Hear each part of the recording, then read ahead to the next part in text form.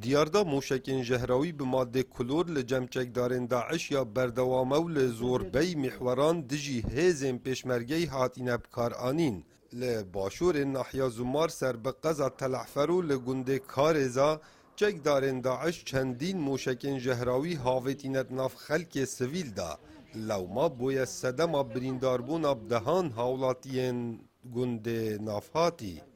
2 ساعات الدول دسي دخان أولها دخان بو ومشوم آفم آفيت سرما فمران ويدينو كي دوام خربان ودسي ما شوتي كامل داعش هاونا كافيت المالا مخست وبنا غازي بنا كلورجي دهات محمد بيكتن دستي ما وسر شعبي ما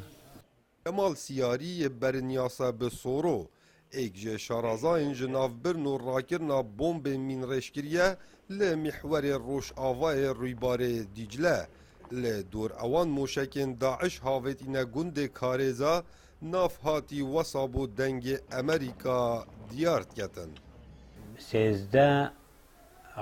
صاروخ هاوتن جوی صاروخه اوه کشوانه میاشیشتی و میدبینی مختبر جی خر يعني نوف عرض عالي كتن دوري تقريبا حشتي حفتي وتشتك هوالاتي يعني جنك بيجيك عمر يعني 9 سال 10 سال هذا تأثيرك وقاشتي والله خوبه كتن ما بس دست من كتن يعني زرار قاشته بينش بيش ما قد مجي ومجي خدت لك مجي قلت دست من ديرتين قلت من طاري كدن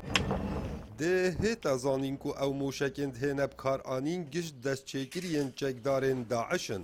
لو ما شارزاین لشکری وسا دیارت کن کو هبونا سربازین کون لسردم بحثیان دناوار ریزن چکدارین داعش دا هوکارین سرکی نبو چکرنا موشکین جهراوی